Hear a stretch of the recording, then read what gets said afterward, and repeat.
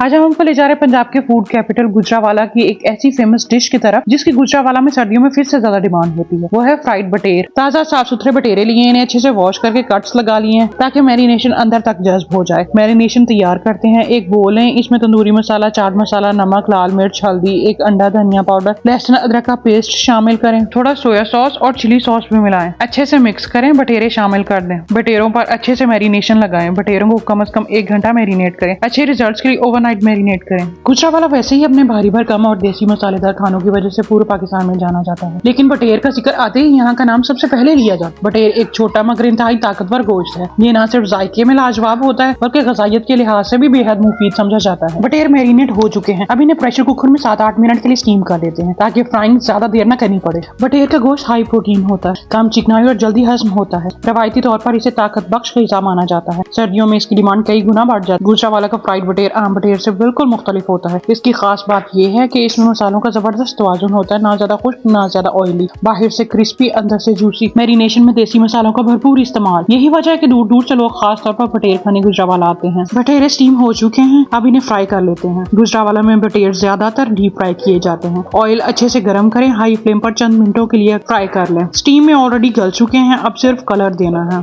हमारे मजेदार से फ्राइड बटेर तैयार है। इन्हें अनियन रिंग्स, लेमन स्लाइसेस और पुदीने के रायते के साथ सर्व करें। अगर आप गोश्त के शौकीन हैं और कभी गुजरावाला जाना हो तो फ्राइड बटेर खाए बगैर वापसी का सोचना भी ना। ये एक ऐसा जायका है जो एक बार जुबान पर बैठ जाए तो फिर उम्र भर याद रहता है।